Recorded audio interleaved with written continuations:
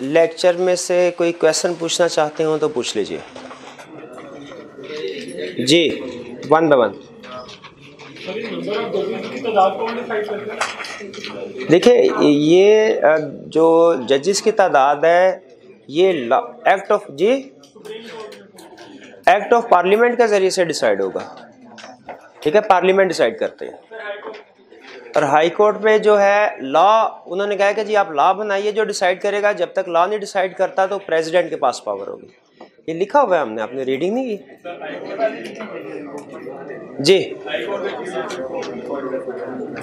High court का chief justice जो है ये प्रेसिडेंट अपॉइंट करता है।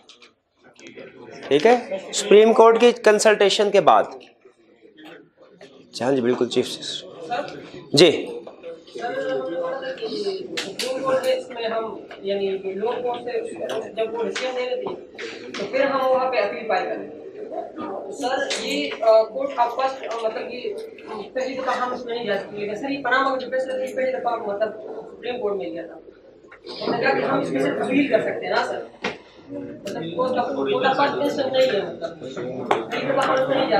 देखिए, कोर्ट के पास सू मोटो पावर्स तो हैं। वो जहाँ तक मेरी अंडरस्टैंडिंग, मुझे एग्जैक्ट याद नहीं, जो पनामा वाला केस था वो जी हाँ जी सू मोटो पावर्स के मुताबिक लिया होगा। ठीक, कोर्ट के पास सू मोटो पावर भी है। लाजमी नहीं कि हर केस जो है वो पहले निचले कोर्ट से ही जो है ट्रांसफर होके ऊपर सुप्रीम कोर्ट तक आए। डायरेक्ट कोर्ट भी आ सकता है। हमारा जो ओरिजिनल जुरिस्डिक्शन है उसका कंसेप्ट ही यही है कि वो केसेस जो कि डायरेक्टली सुप्रीम कोर्ट के पास आ सकते हैं। तो कुछ केसेस ऐसे पॉसिबल हैं जो डायरेक्टली सुप्रीम कोर्ट के पास हैं जी। और की क्वेश्चन? एग्जीक्यूटिव ये जो हमारे मैनेज कर रहे हैं पाकिस्तान को, जैसे प्राइम मिनिस्टर और उनके आगे जो फेडरल कैबिनेट वगैरह और आगे प्रोविंशियल गवर्नमेंट है, ये एग्जीक्यूटिव में आते हैं जी। नहीं, ये लेजिस्लेशन में नहीं है। लेजिस्लेशन में प्राइम मिनिस्टर का कोई रोल नहीं। खुदा का खौफ करे भैया, ने कहीं नहीं पढ़ा। कोई भी एक्ट वगैरह जो है उसमें प्राइम मिनिस्टर की इन्वॉल्वमेंट नहीं है। प्रेसिडेंट की है, प्राइम मिनिस्टर की नहीं है जी। और की क्वेश्चन? कुछ स्पेशल कोर्ट्स हैं, वो हम कल के लेक्चर में पढ़ेंगे। ठीक है, कुछ स्पेशल कोर्ट्स हैं। अभी हम जो मेन स्ट्रीम है हमारी कोर्ट सिस्टम की वो स्टडी कर रहे हैं। हमने अभी तक क्या पढ़ा? सुप्रीम कोर्ट ऑफ पाकिस्तान, इसके बाद हमने हाई कोर्ट ऑफ पाकिस्तान का स्ट्रक्चर वाला पढ़ लिया। आज हम उससे आगे फर्दर जा रहे हैं फेडरल शरिया कोर्ट और लोअर कोर्ट्स की तरफ। तो स्टार्ट करें आज का लेक्चर जी।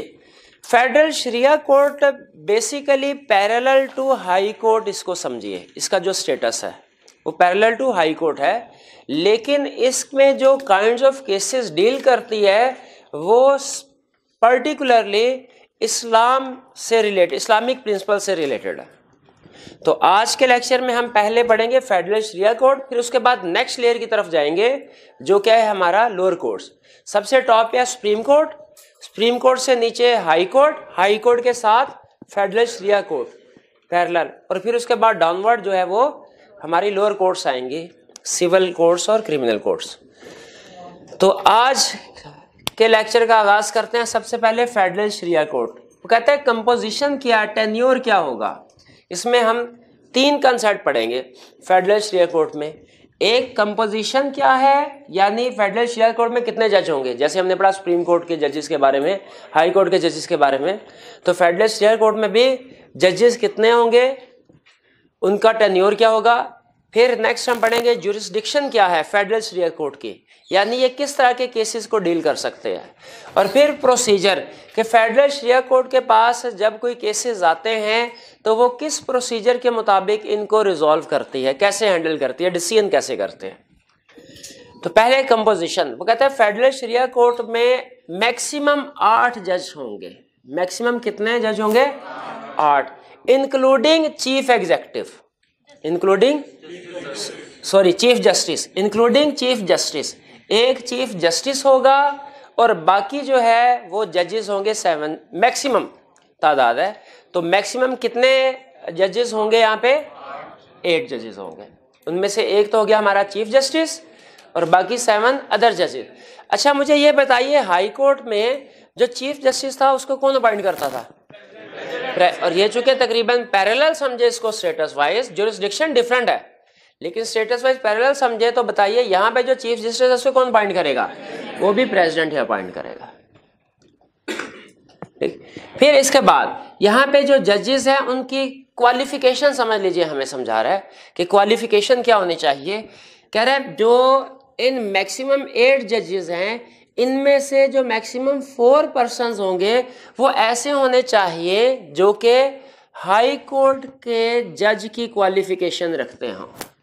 हाई कोर्ट के जज हों, करंटली जज हों, पास्ट में जज रह चुके हों, या जज कभी भी नहीं रहे लेकिन एलिजिबल फॉर अपॉइंटमेंट एज जज ऑफ हाई कोर्ट हो।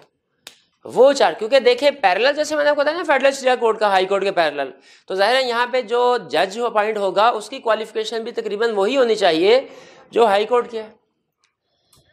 हाई कोर्ट के जज की क्वालिफिकेशन क्या है जी मेरे भाई? आप बताइए, इनसे पूछिए जरा, हाई कोर्ट के जज की क्वालिफिकेशन क्या है? कौन लोग हैं जो हाई कोर्ट का जज अपॉइंट होने के लिए एलिजिबल है? कुछ नहीं पता। जो 10 ईयर एक्सपीरियंस हो, किस चीज का? लोअर कोर्ट का जज का 10 ईयर एक्सपीरियंस हो, वो हाई कोर्ट का जज लग जाएगा।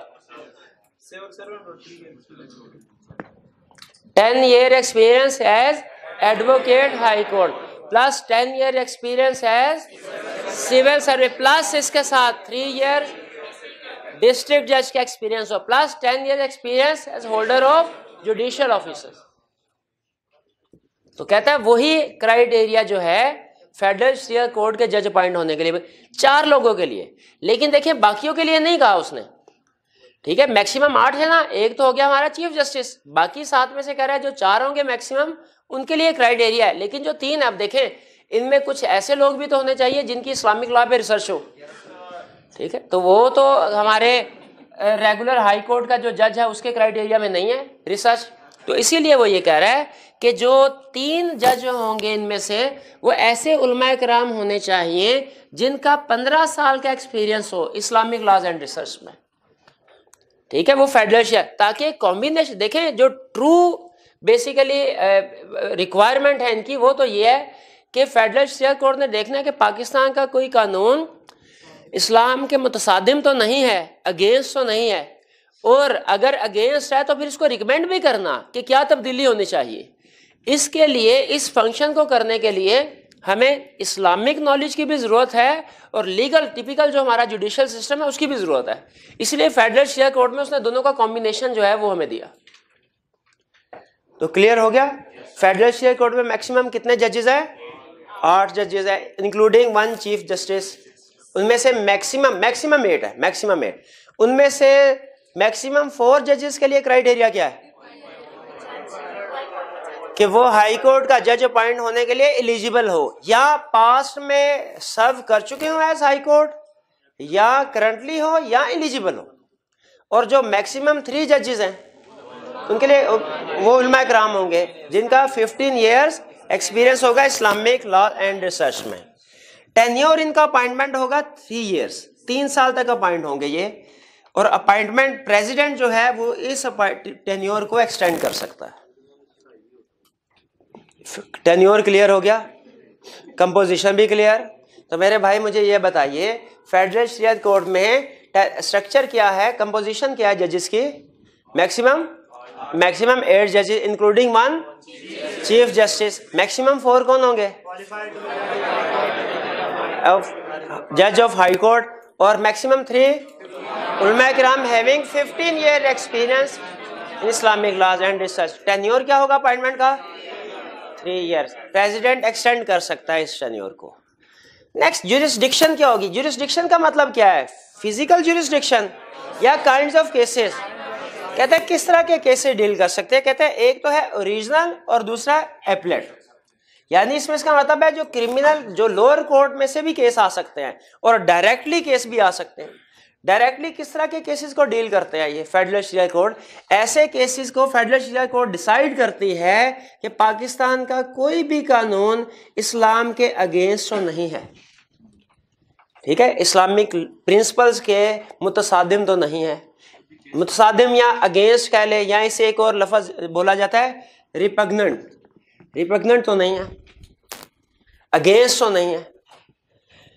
एपलेट ज्यूरिसडिक्शन का मतलब क्या है कि फेडरल शरिया कोर्ट अपील भी सुन सकती है against order of criminal code, लेकिन वो कौन से वाले, हर केस नहीं, नॉर्मल केस तो जाएंगे हाई कोर्ट के पास, ठीक है, लेकिन जो केस ऐसे हैं जो इस्लामिक लॉ से रिलेट करते हैं, हुदूद लॉ से रिलेट करते हैं, वो फेडरल शरिया कोर्ट के पास आएंगे। बाकी के रूटीन के केसेस जो हैं वो हाई कोर्ट के जाएंगे, क्योंकि बेसिकली जहां पे इस्लामिक प्रिंसिपल्स की बात होगी वहां पे ये किस्म का समझे स्पेशलाइज्ड कोर्ट है। नेक्स्ट प्रोसीजर क्या होगा इसका, अगर कोई भी केस आता है फेडरल शरिया कोर्ट के पास तो ये कैसे उसको डिस्पोज ऑफ करेगी। पहला प्रोसीजर कह रहा है कोर्ट एग्जामिन करेगी किसी भी केस को कि कोई लॉ इस्लाम के प्रिंसिपल्स के अगेंस्ट है कि नहीं।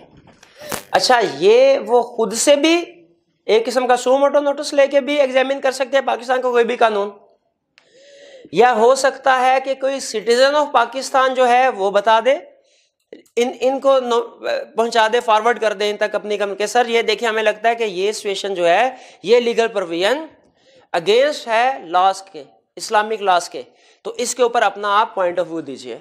या फेडरल गवर्नमेंट या प्रोविंशियल गवर्नमेंट की तरफ से भी कोई इशू फॉरवर्ड किया जा सकता है कि आप अपना ओपिनियन दीजिए, क्या ये लीगल प्रोविजंस इस्लाम के कवानीन के मुताबिक है कि नहीं। एक छोटा सा रेलिवेंट केस है वो आपके साथ डिस्कस कर लेता हूँ, आगे कॉन्ट्रैक्ट एक्ट में हमने कवर भी करना है। कॉन्ट्रैक्ट एक्ट क्या कहता है, एक एग्जांपल दे रहा हूँ सिर्फ इस चीज की कि किस तरह के केसेस ये हैंडल करते हैं।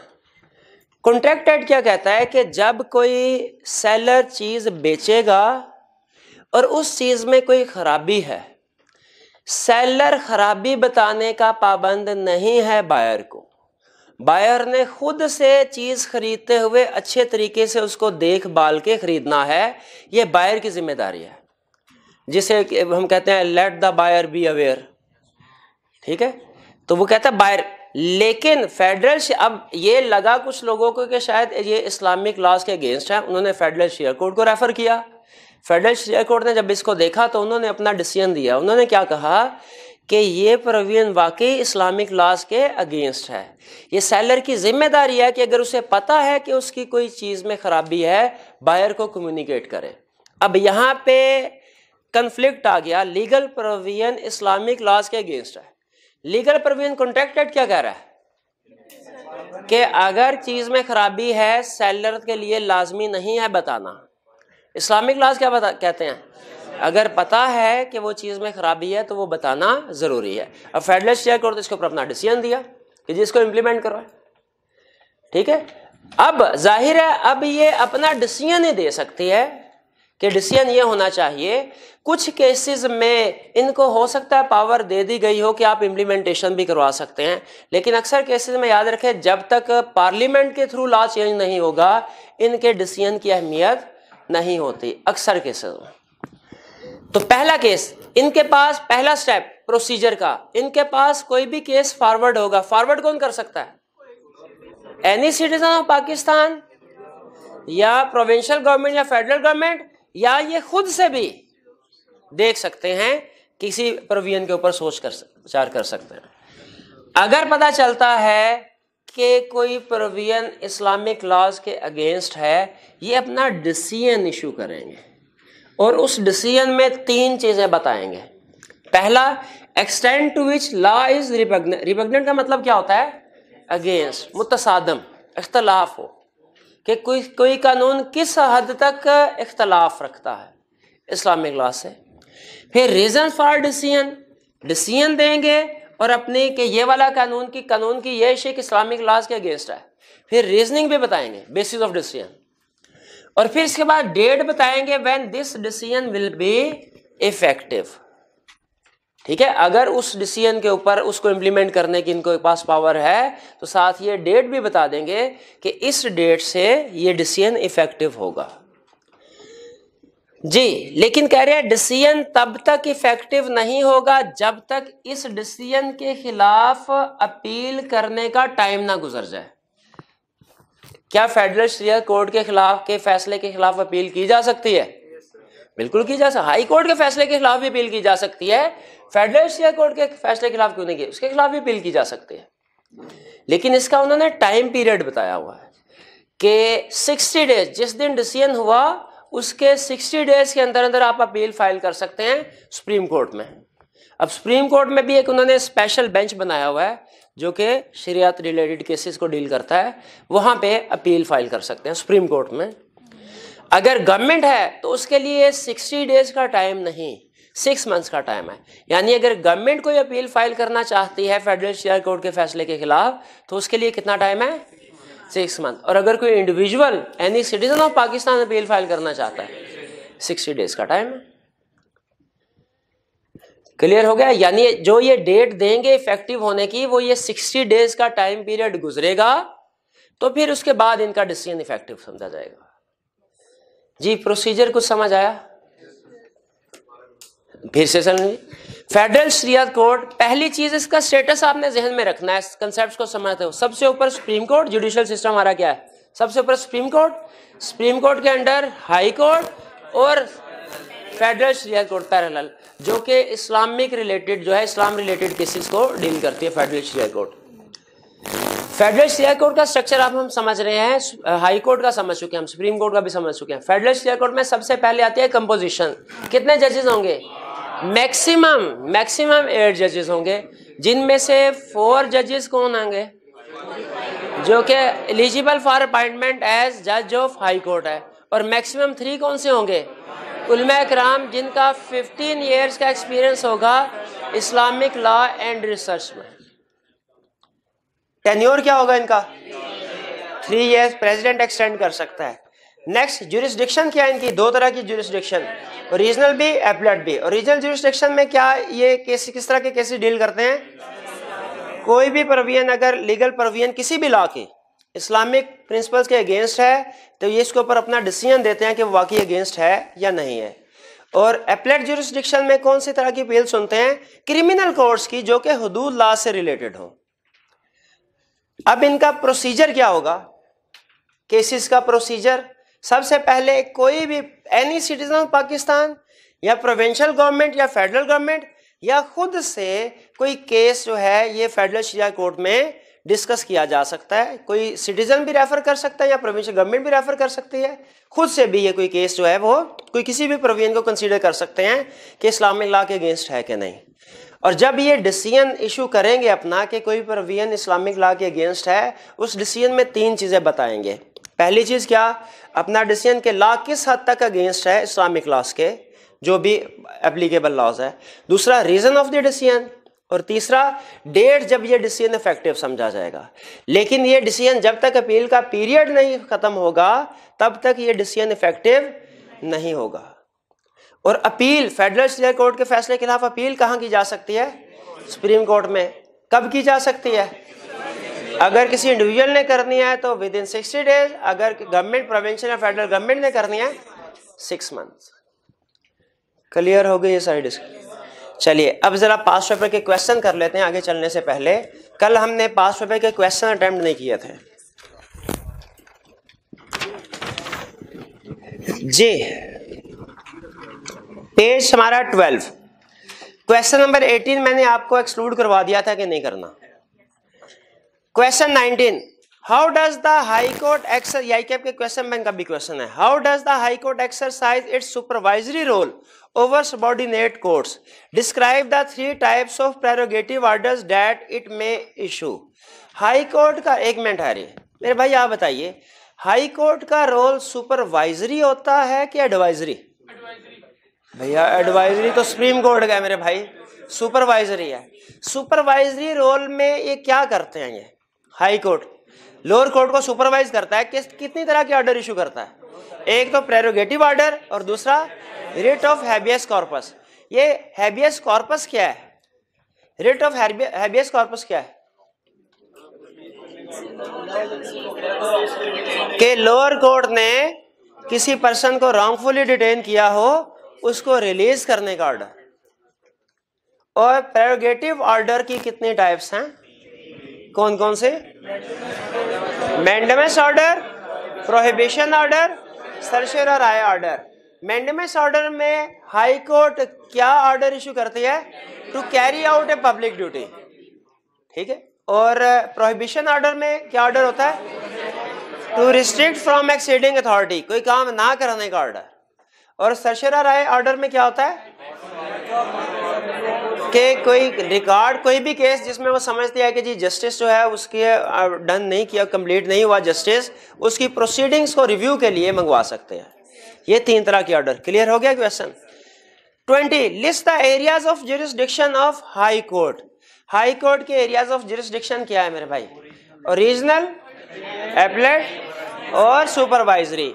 ओरिजिनल में किस तरह के केसेस हो सकते हैं? फॉर एग्जाम्पल कंपनी केस, एक एक एग्जाम्पल भी देते जाएंगे ना, कंपनी केसेस। एपलेट में सिविल कोर्ट या क्रिमिनल कोर्ट के केसेस जो हैं उनको सुन सकते हैं अपील। और सुपरवाइजरी में अभी हमने बात कर ली कि प्रेरोगेटिव ऑर्डर इशू कर सकती है और habeas, writ of habeas corpus. Correct. 21 what is the composition and tenure of federal शरीयत court.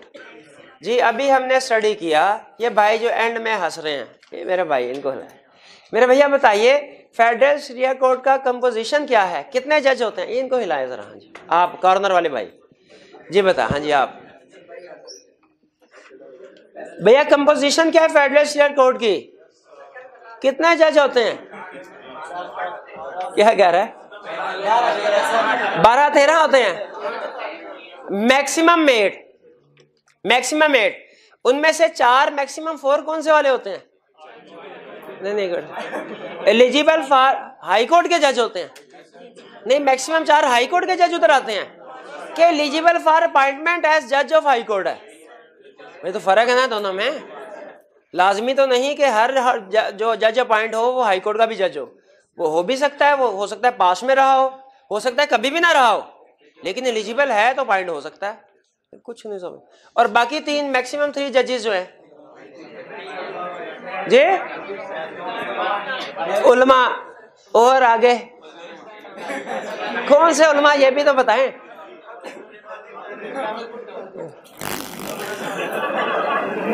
Having 15 year experience in Islamic laws and research।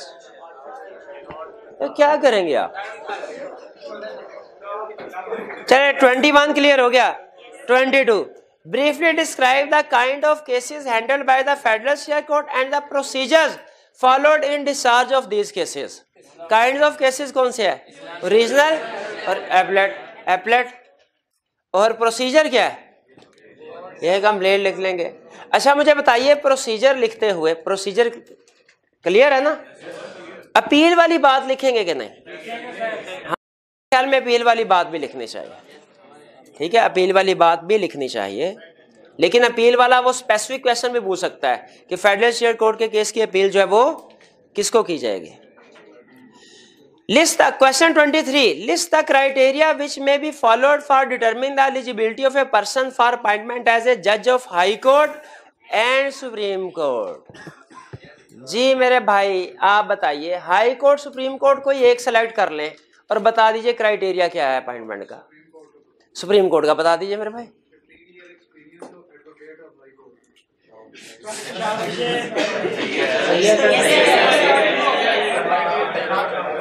और 5 ईयर हो जज एक्सपीरियंस उसका हाई कोर्ट का 5 ईयर का जज या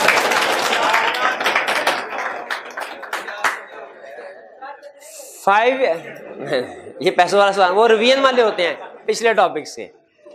5 ईयर एक्सपीरियंस हो एज जज ऑफ हाई कोर्ट या 15 ईयर एक्सपीरियंस हो as advocate of high court. ठीक है ये अपॉइंटमेंट क्राइटेरिया है जज बन। अच्छा अगर चीफ जस्टिस बनना हो, chief justice of Pakistan president करेगा बिल्कुल जी।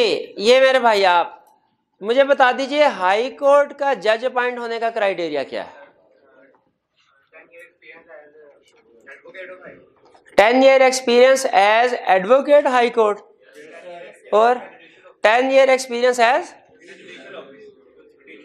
हाँ होल्डर हो जुडिशियल ऑफिस का और 10 year experience as civil service including 3 year experience as district जज। बिल्कुल ठीक। चलिए तो इसका मतलब है कि जज अभी तक का जुडिशियल सिस्टम हमें समझ आ गया। अच्छा, एक चीज ध्यान में रखिएगा, इस चैप्टर 1 में कंसेप्ट थोड़े ज्यादा याद करने वाली चीजें, इसमें कंसेप्चुअल चीजें कम है, याद करने वाली चीजें ज्यादा है। तो स्टूडेंट्स के लिए नॉर्मली ये थोड़ा सा बोरिंग होता है आपने, लेकिन इसको अंडरस्टैंडिंग के साथ समझना और याद करना है, इंशाल्लाह याद आसानी से हो जाएगा। इसमें कंफर्म क्वेश्चन है, अगर कंफर्म क्वेश्चन नहीं समझ आ जाएगा भाई, कोई ऐसी चीज है जो आपको समझ में ना आ रही हो तो मुझे बताइए। हाँ, अगर फर्ज कीजिए इन केस समझ नहीं भी आती तो फिर आखिरी हाल आपको पता है हमारे पास एक ही होता है, क्या, रटा लगाए और आगे निकले। ठीक है, इस चैप्टर 1 में कुछ जगहों पे रटा लगाना पड़ता है, चीजें ऐसी हैं, लेकिन याद रखें हमारा जो बाकी का लॉ है उसमें ऐसी बात नहीं है। उसमें शायद किसी 1-2 लाइनों में तो आपको किसी चैप्टर में रटा लगाना पड़े, लेकिन इतना ज्यादा रटे वाली चीजें नहीं होती। चैप्टर 1 में ज्यादा रटे वाली चीजें होती हैं, इसकी आप साथ साथ प्रैक्टिस करते रहें। अगर आपने फर्ज कीजिए चाहे लेक्चर 1 या 2 की रिवीजन नहीं की 2-3 दिन, तो ये 2-3 दिन के बाद टॉपिक जहन से निकल जाते हैं, भूल जाते हैं। तो इसमें मेरा सबसे बड़ा खास तौर पे रिस्क ये है कि आप इसकी रिवीजन नहीं, ये इसमें याद करने वाला मटेरियल ज्यादा है, आप इसकी पीरियडिकली रिवीजन नहीं करेंगे तो जहन से निकल जाएगा, भूल जाएंगे। और याद रखें इसमें इंतहाई आसान, इसमें केस स्टडी भी नहीं है। इसमें आपने देखे जितने भी क्वेश्चन अभी तक हमने किए हैं वो सारे के सारे सीधे रटे वाले क्वेश्चन, एक भी केस स्टडी नहीं है इस चैप्टर में। इसलिए आपके लिए इंतहाई आसान भी हो सकता है अगर आपने याद किया हो, और अगर याद नहीं किया तो इंतहाई मुश्किल भी है। केस स्टडी में हमारे लिए आसानी भी होती है, क्या अगर लेक्चर सुना हो, समझा हो, कुछ क्वेश्चन किए हो, याद ना भी आए, भूल जाए, तो अंदाजा होता है कि इस तरह के केस को कैसे हैंडल करना है। उसमें मेमोरी इतनी इस्तेमाल नहीं होती केस स्टडी को अटेम्प्ट करते हुए, आपका नॉलेज और कंसेप्ट ज्यादा यूज होता है। लेकिन चैप्टर 1 में आपकी मेमोरी भी टेस्ट होगी। इसमें से कंफर्म क्वेश्चन है 6-7 नंबर जो है, क्वेश्चन 5 नंबर का वैसे है, 5-6-7 नंबर का भी हो सकता है, कंफर्म क्वेश्चन है, हमने इसको नहीं छोड़ना, याद रखिए। ठीक है, तो रिवीजन करते रहे। यहां तक क्लियर हो गया। अब हम चलते हैं नेक्स्ट लेयर के ऊपर। नेक्स्ट लेयर कौन सी है? Lower court. अभी तक हमने पढ़ लिया सुप्रीम कोर्ट, सुप्रीम कोर्ट से नीचे हाई कोर्ट, फिर फेडरल शेयर कोर्ट, अब नीचे आते हैं लोअर कोर्ट। अच्छा, इसमें मैं सारे का सारा आज आपको एक्सप्लेन नहीं कर रहा, मेजर सिस्टम स्ट्रक्चर आपके साथ डिस्कस कर रहा हूं, ठीक है। लेकिन मैंने इस चीज को भी ध्यान में रखना है कि स्पीड और अंडरस्टैंडिंग दोनों साथ साथ चल रही हो, एक ही वजह से दूसरी कंप्रोमाइज ना हो। ये ना ज्यादा स्पीड के चक्कर में हमारी अंडरस्टैंडिंग जो है वो कंप्रोमाइज हो जाए। तो मैं सिर्फ इसका कंप्लीट व्यू नहीं दे रहा आपको, लेकिन कंसेप्चुअली समझ लीजिए लोअर कोर्ट का सिस्टम सारा डिस्कस हो जाएगा आज। बाकी छोटे मोटे फंक्शंस हैं इनके, वो हम इंशाल्लाह कल के लेक्चर में कंक्लूड कर लेंगे। लोअर कोर्ट्स की तरफ आते हैं। लोअर कोर्ट्स कहते हैं किसको है भला? जो हर उस कोर्ट को जो सुप्रीम कोर्ट या हाई कोर्ट लेवल पे नहीं है, उससे निचले लेवल पे है। पाकिस्तान को अगर आप देखें तो पाकिस्तान को जियोग्राफिकली, पहले मैं जियोग्राफिकल लोकेशन आपके साथ क्लियर कर रहा हूं। पाकिस्तान को डिवाइड किया गया है बहुत सी प्रोविंसेस में, 4 प्रोविंसेस हैं। फिर उसके बाद हर प्रोविंस को फर्दर डिवाइड किया गया है सेशन या डिवीजन्स में, और फिर इन डिवीजन्स को फर्दर डिवाइड किया गया है डिस्ट्रिक्ट्स में, डिस्ट्रिक्ट्स को डिवाइड किया गया फर्दर तहसील में, और तहसील को डिवाइड किया गया है यूनियन काउंसिल में। ठीक है, अपने इलाके की यूनियन काउंसिल आप जानती होंगे, अपने इलाके की यूनियन काउंसिल का नंबर नॉर्मली पता होता है, हाँ जी, जिसमें जो हमारे वो बर्थ सर्टिफिकेट, डेथ सर्टिफिकेट वगैरह और दूसरी जो रिक्वायरमेंट्स हैं वो वहां पे जाके रजिस्टर करवाते हैं। तो ये यूनियन काउंसिल। यूनियन काउंसिल से नेक्स्ट लेवल कौन सा है? तहसील। तहसील से नेक्स्ट लेवल कौन सा है? डिस्ट्रिक्ट। डिस्ट्रिक्ट से नेक्स्ट लेवल कौन सा है? डिवीजन या सेशन, और फिर प्रोविंस, और फिर पाकिस्तान। पाकिस्तान लेवल पे सुप्रीम कोर्ट ऑफ पाकिस्तान पढ़ चुके हैं, प्रोविंस लेवल पे हाई कोर्ट पढ़ चुके हैं। अब हम उससे आगे फर्दर लेवल को डिस्कस करने जा रहे हैं। ठीक, सेशन और डिवीजन और डिस्ट्रिक्ट लेवल पे। सेशन डिवीजन लेवल पे जो कोर्ट होती है या सेशन लेवल पे, उसे कहते हैं सेशन कोर्ट। सेशन कोर्ट, ये इसकी जुरिस्डिक्शन क्या होगी? जो भी डिवीजन, जिस डिवीजन या सेशन में है, उसमें जो भी एरिया आ रहा होगा, उसमें जितने केसेस हैं वो सारे के सारे सेशन कोर्ट में आएंगे। सेशन कोर्ट में जो जज बैठता है, बड़ा इसका हेड होता है, उसे कहते हैं सेशन जज। पहले सेशन या डिवीजन, ये ज्योग्राफिकल लोकेशन वाइज है। हर सेशन या डिवीजन में एक बड़ा कोर्ट जिसे कहते हैं सेशन कोर्ट। सेशन कोर्ट के अंदर जो जज बैठे गए वो उन्हें क्या कहते हैं हम? सेशन जजेस। अच्छा, क्या सिर्फ सेशन कोर्ट ही हो गया? सेशन कोर्ट के अंदर भी कुछ और इसके अंडर कुछ फर्दर कोर्ट्स हो सकते हैं? बिल्कुल हो सकते हैं। अच्छा, अब ये एक चीज ध्यान में रखिएगा, हो सकता है फिजिकली ये एक ही बिल्डिंग हो, उसके अंदर सेशन कोर्ट हो और उसके अंदर सेशन कोर्ट के अंडर जो कोर्ट्स आती हैं जिन्हें हम मजिस्ट्रेट कोर्ट कहते हैं वो भी हो। लेकिन इनमें फर्क होगा कि कुछ हो सकता है स्मॉल अमाउंट के केसेस जो हैं वो एक मजिस्ट्रेट कोर्ट सुन रही हो, और उससे ज्यादा अमाउंट वाले केसेस हो वो दूसरी कोर्ट सुन रही हो, और उससे ज्यादा हाई अमाउंट वाले केस जो हैं तीसरी कोर्ट सुन रही हो। तो इसमें अमाउंट वाइज क्लासिफिकेशन हो सकती है। सेशन कोर्ट, सेशन कोर्ट के अंदर मजिस्ट्रेट कोर्ट, मजिस्ट्रेट कोर्ट को लीड कौन कर रहा होगा? Session court. और मजिस्ट्रेट कोर्ट की 3 टाइप्स, ठीक है। इसके मजिस्ट्रेट कोर्ट्स में जो जज बैठते हैं उन्हें कहते हैं जुडिशियल मजिस्ट्रेट।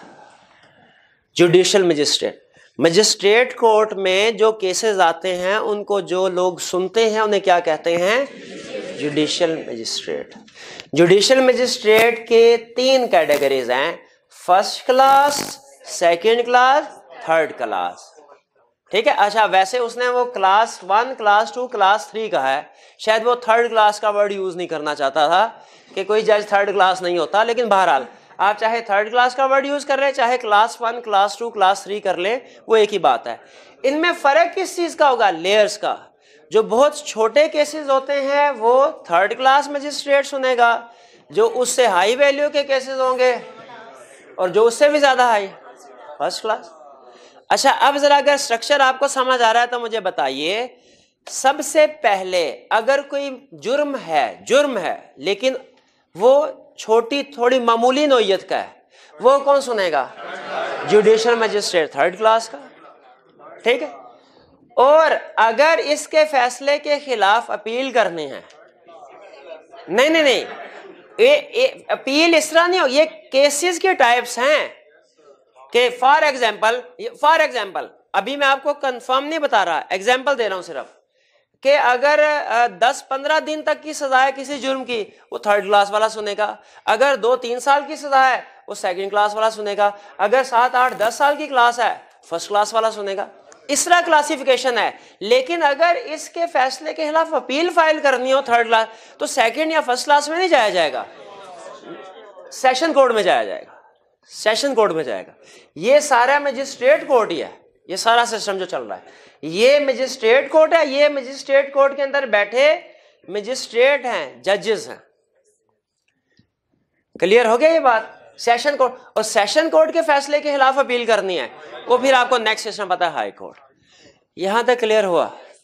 अच्छा, सेशन से आगे मजीद चलते हैं। अच्छा, मुझे ये बताइए कंसेप्चुअली, आपके ख्याल में पाकिस्तान में जितने भी लीगल केसेस होते होंगे, क्रिमिनल केसेस की तादाद ज्यादा होगी कि सिविल केसेस की तादाद? इसका मतलब यह है, अगर गवर्नमेंट ये चाहती है इंसाफ लोगों को घर की दहलीज तक पहुंचे, तो बताइए ये जो सिविल कोर्ट्स हैं ये सेशन या डिवीजन लेवल पे होने चाहिए या आगे फर्दर डिस्ट्रिक्ट लेवल पे होने चाहिए? डिस्ट्रिक्ट लेवल पे होने चाहिए। इसीलिए जहन में रखिएगा कि सेशन कोर्ट डील करती है क्रिमिनल केसेस को, और ये सेशन लेवल या डिवीजन लेवल पे बनाए जाते हैं, जबकि जो डिस्ट्रिक्ट कोर्ट है ये डील करती है सिविल केसेस को, और ये डिस्ट्रिक्ट लेवल पे बनाई जाती है। क्लियर हो गया? बाकी वर्किंग इसकी भी उसी तरह है। डिस्ट्रिक्ट कोर्ट में कौन सा कोर्ट होगा जिसकी हाईएस्ट अथॉरिटी होगी डिस्ट्रिक्ट लेवल पे? वो डिस्ट्रिक्ट कोर्ट है। अच्छा, डिस्ट्रिक्ट कोर्ट में जो हेड होंगे उनको क्या कहा जाएगा? उसको डिस्ट्रिक्ट जज। अब डिस्ट्रिक्ट जज के अंडर भी कुछ लोग काम कर रहे होंगे डिस्ट्रिक्ट, ठीक है, वो कौन से हो, वो कौन होंगे, सिविल जज।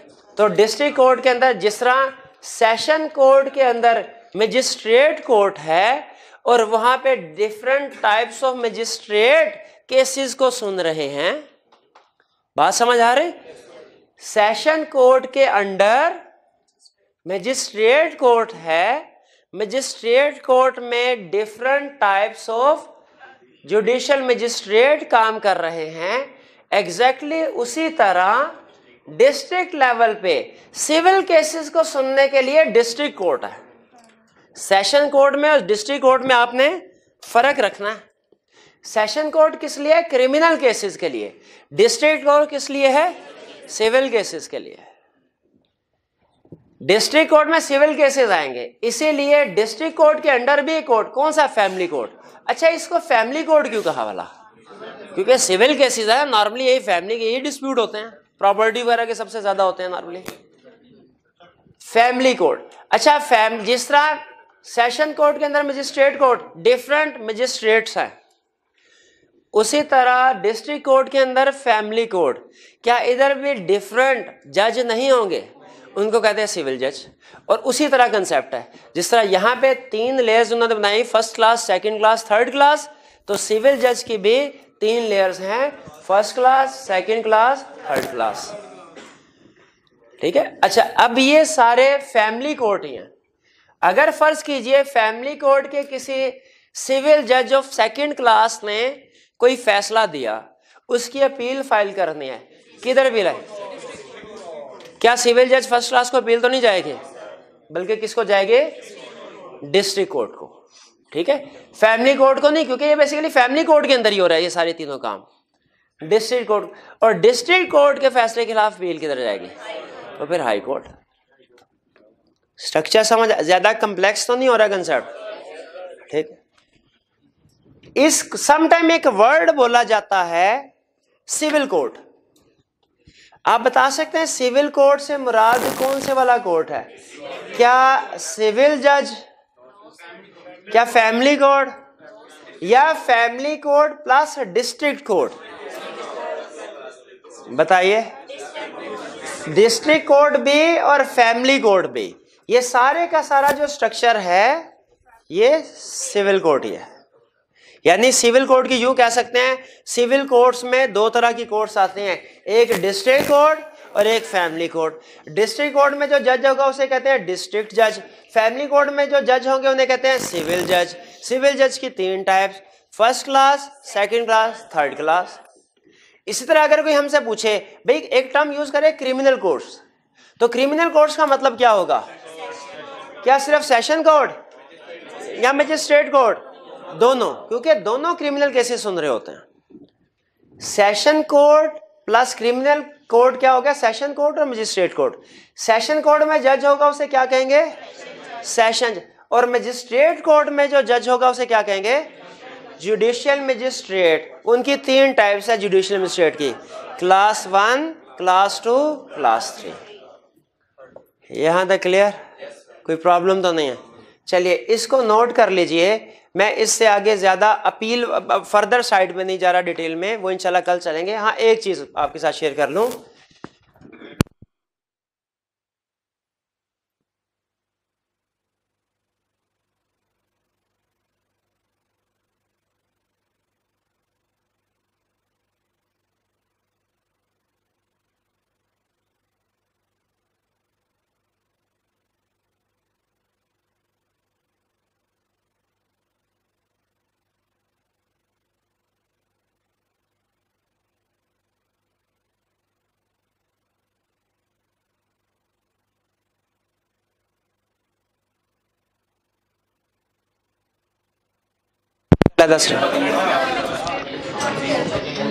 जी।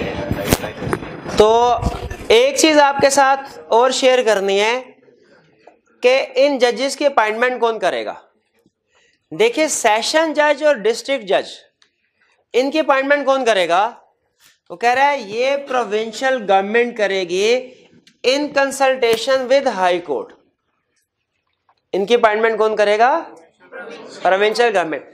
देखें जिस तरह हाई कोर्ट और सुप्रीम कोर्ट के जो जजेस थे वो प्रेसिडेंट के पास पावर थे, ठीक है, लेकिन वो भी कंसल्ट करता था ताकि जो लीगल बैकग्राउंड रखते हैं लोग उनका भी ओपिनियन आ जाए, उनका मशवरा भी आ जाए।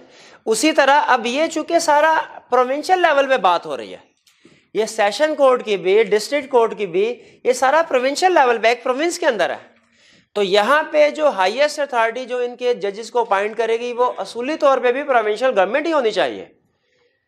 तो कह रहे हैं सेशन जज और जो नीचे जुडिशियल जज या सिविल जज है, जुडिशियल मजिस्ट्रेट या सिविल जज है, इनको डायरेक्ट प्रोविंशियल गवर्नमेंट कर देगी। लेकिन जब सेशन जज जो डिस्ट्रिक्ट जज की बात आएगी, जो हेडलाइन के, इनकी अपॉइंटमेंट भी प्रोविंशियल गवर्नमेंट ही करेगी, लेकिन हाई कोर्ट के कंसल्टेशन के बाद,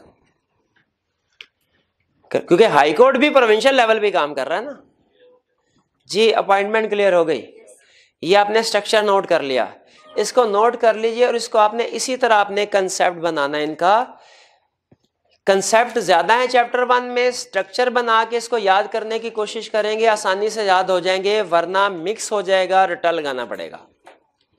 यहां तक क्लियर? चलिए आज का लेक्चर यहां पे खत्म करते हैं, इंशाल्लाह कल इससे आगे चलें।